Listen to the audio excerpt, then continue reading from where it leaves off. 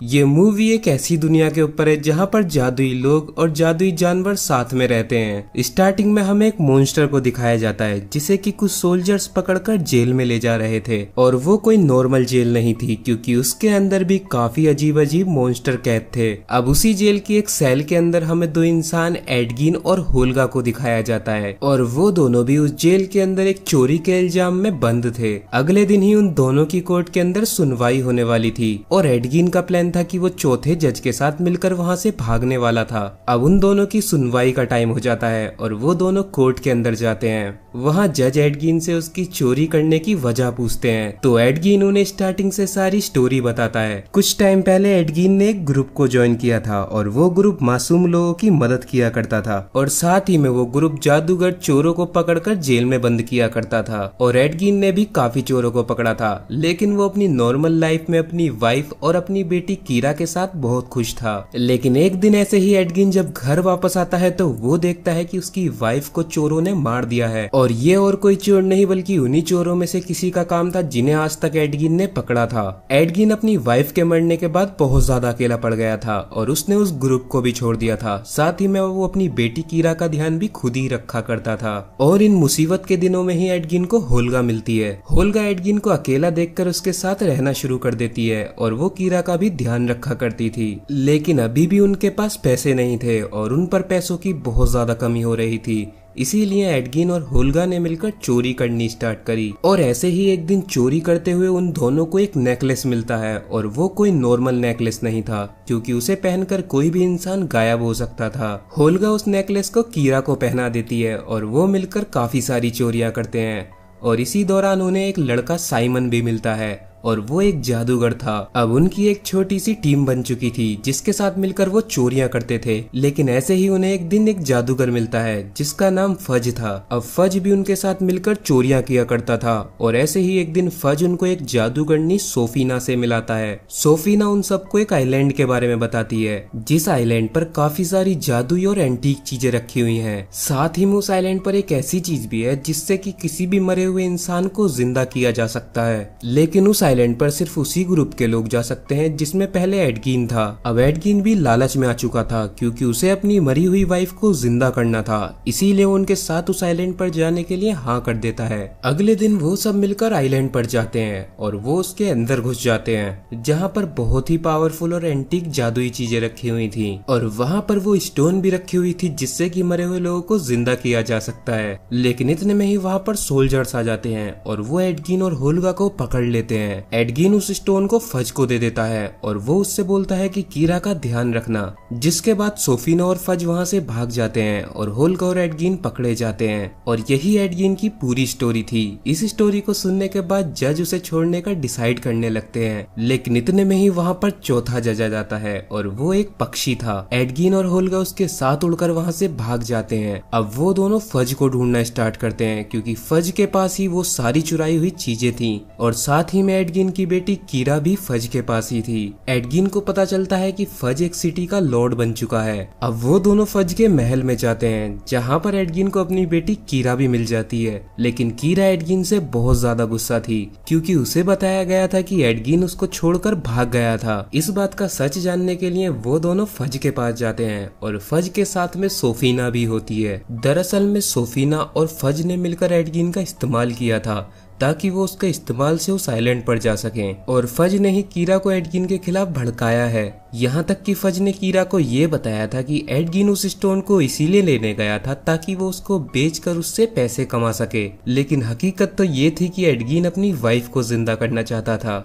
गुस्सा होकर कीरा वहाँ से चली जाती है और उसके जाते ही सोफीना उन दोनों को पकड़ लेती है और वो अपने सोल्जर्स को ऑर्डर देती है कि वो उन दोनों को मार डालें। अब वो सोल्जर्स उन्हें घेर लेते हैं, लेकिन वो दोनों लड़कर उन सोल्जर्स को ही मार डालते हैं। फज उन दोनों के वहाँ से भागते ही दोबारा से कीरा के पास जाता है और वो उसे भड़काने लगता है कि एडगिन उसको वहाँ से लिए बिना ही भाग गया। अब होल्गा और एडगिन को अपना पुराना पार्टनर साइमन भी मिल जाता है और वो दोनों साइमन को फज की सारी सच्चाई बता देते हैं कि किस तरीके से फज ने उनका इस्तेमाल किया था। साइमन उन दोनों को मिलवाने के लिए एक जादूगरनी डोरिक के पास लेकर जाता है और डोरिक एक ऐसी जादूगरनी थी जो कि किसी भी जानवर में अपना रूप बदल सकती थी और वो भी सोफीना और फज से बहुत ज्यादा परेशान थी, इसीलिए उनका साथ देने के लिए तैयार हो जाती है। अब डोरिक एक मधुमक्खी बनकर महल के अंदर जाती है ताकि वो फज और सोफीना पर नजर रख सके और वो देखती है कि वो दोनों कुछ बात कर रहे हैं। वो दोनों उन सारी जादुई चीजों के बारे में बात कर रहे होते हैं जो कि वो चुरा कर लेकर आए थे।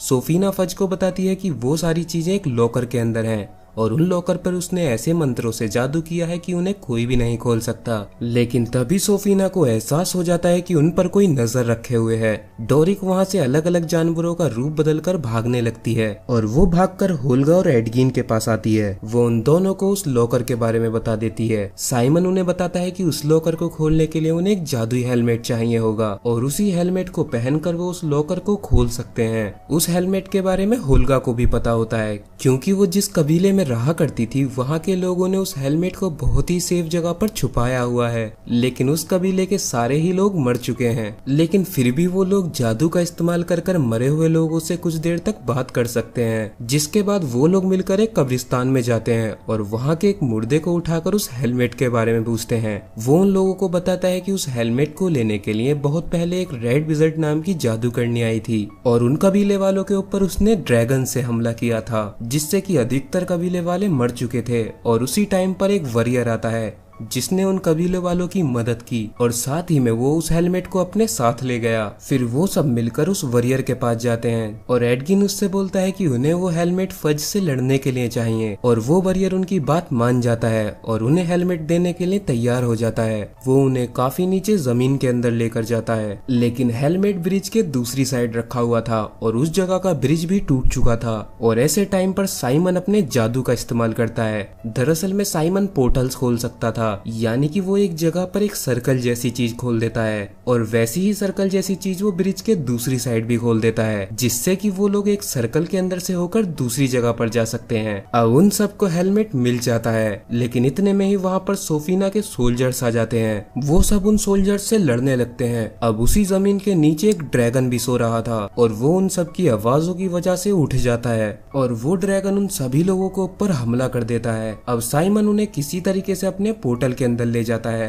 और उस ड्रैगन के सामने सारे बुरे सोल्जर्स रह जाते हैं और वो उन सभी को मार डालता है। साइमन उन्हें पोर्टल की मदद से जमीन के बाहर निकाल देता है। अब साइमन उस हेलमेट को पहनता है और जैसे ही वो उस हेलमेट को पहनता है उसके सामने एक इंसान आ जाता है और वो इंसान साइमन से बोलता है कि वो उस हेलमेट के काबिल नहीं है, जिसकी वजह से साइमन उस हेलमेट का यूज नहीं कर सकता। दूसरी साइड फज ने अपनी सिटी के अंदर भूल भुलैया का गेम रखा था जिसको देखने की बहुत सारे लोग आने वाले थे और इसी चीज का फायदा उठाकर एडगिन अपने साथियों के साथ महल में घुसने वाला था। अब वो सब एक प्लान बनाते हैं। वो साइमन की मदद से एक कैनवास के ऊपर एक पोर्टल बना देते हैं और फिर उसके ऊपर पेंटिंग लगा देते हैं ताकि वो पेंटिंग जैसे ही महल के अंदर जाए वो दूसरा पोर्टल खोलकर उस पेंटिंग के अंदर से महल के अंदर घुस सके। फिर वो किसी तरह उस पेंटिंग को महल की एक गाड़ी के अंदर रख देते हैं और होता भी वैसा ही है। वो पेंटिंग महल के अंदर पहुंच जाती है। अब साइमन दूसरा पोर्टल खोलता है, लेकिन इतने में ही महल के अंदर वाली पेंटिंग नीचे गिर जाती है, जिसकी वजह से वो उसके अंदर नहीं जा सकते। अब वो सभी लोग एक नया प्लान बनाते हैं। वो महल के बाहर जाकर वहाँ के सोल्जर्स का ध्यान भटकाते हैं और मौका देखते ही वो सभी महल के अंदर घुस जाते हैं। लेकिन साइमन अभी तक उस हेलमेट को यूज नहीं कर पाया था और दोबारा से उसके सामने वही इंसान आता है और इस बार साइमन गुस्सा होकर उस इंसान को धक्का मार देता है और साइमन की ये बहादुरी देखकर वो इंसान उससे बहुत खुश होता है और वो उसको उस हेलमेट की सारी पावर्स दे देता है। साइमन और होल्गा हेलमेट की मदद से लॉकर के अंदर घुस जाते हैं, लेकिन लॉकर के अंदर कुछ भी नहीं रखा हुआ था, यानी कि उन लोगों का सोफीना ने पागल बनाया था और वो उन्हें पकड़ लेती है। वहीं दूसरी साइड डोरिक किसी तरह से बचकर महल के एक कमरे में घुस जाती है और उसी कमरे के अंदर सारी एंटीक चीजें रखी हुई थी।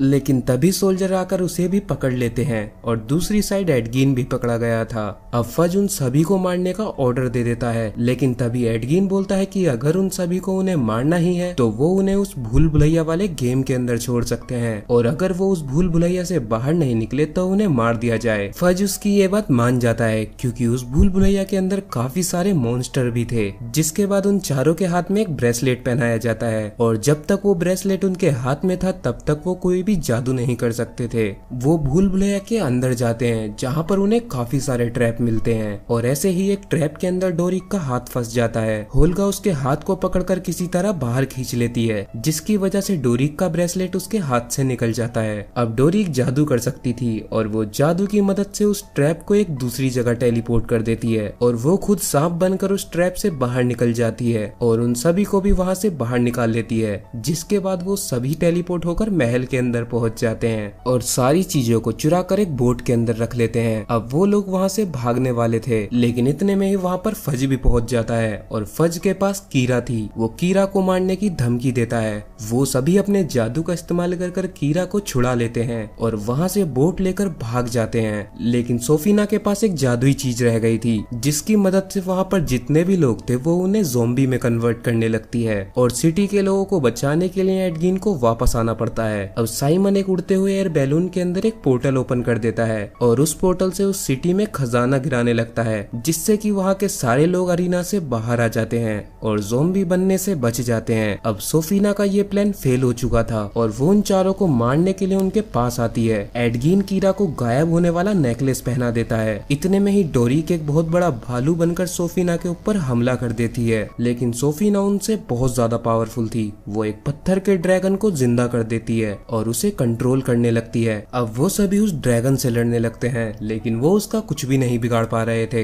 क्योंकि वो एक पत्थर का ड्रैगन था। तभी डोरिक सोफीना का ध्यान भटकाकर उन सभी को ड्रैगन से बचा लेती है। अब वो सभी एक साथ मिलकर सोफीना से लड़ने लगते हैं, लेकिन सोफीना अभी भी उनसे काफी पावरफुल थी। लेकिन इतने में ही कीरा गायब होकर सोफीना के हाथ में वो ब्रेसलेट पहना देती है, जिससे कि उसके सारे जादू बंद हो जाते हैं, और इसी चीज का फायदा उठाकर डोरिक भालू में बदलकर उस पर हमला कर देती है और उसको मार डालती है। लेकिन इस लड़ाई में होल्गा बहुत ज्यादा जख्मी हो चुकी थी और वो मर जाती है। ये देखकर कीरा बहुत ज्यादा रोती है क्योंकि वो होल्गा से काफी अटैच थी, और इसी चीज को देखकर एडगिन अपना फैसला चेंज कर देता है। वो उस स्टोन की मदद से होल्गा को जिंदा कर देता है, और उस स्टोन को सिर्फ एक ही बार इस्तेमाल किया जा सकता था। अब वो लोग उस जगह के पहले के लॉर्ड के पास जाते हैं और वो उन्हें वहाँ का फिर से लॉर्ड बना देते हैं। वहाँ का लॉर्ड उन लोगों से काफी खुश होता है, और साथ ही में अब फज भी पकड़ा गया था। यहीं पर ये मूवी खत्म हो जाती है।